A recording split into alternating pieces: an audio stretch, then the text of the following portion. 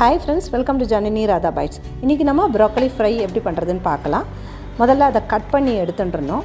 மேலே இருக்கிற பூக்கள்லாம் தனியாக எடுத்துட்டு தண்ணியில் ஜஸ்ட் வாஷ் பண்ணிவிட்டு அதுக்கப்புறமா ஒரு 10 நிமிஷம் நல்லா வெதைன்னு வெந்நீர் எடுத்துட்டு கொஞ்சம் மஞ்சப்பொடி உப்பு போட்டு ஊற வச்சுக்கணும்.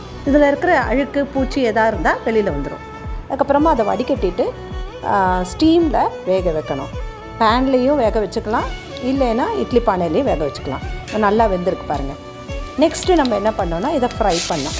கொஞ்சம் எண்ணெய் விட்டுண்டு கடுகு தாளிச்சுட்டு ஜீரகம், வெங்காயம், தக்காளி இதெல்லாம் போட்டு நல்லா வதக்கிட்டு 1 ஸ்பூன் மிளகாப்பொடி சேர்த்துட்டு உப்பு, பெருங்காயத்தூள் எல்லாம் போட்டுட்டு இந்த ஸ்டீம் பண்ண ப்ரோக்கலியை சேர்க்கணும்.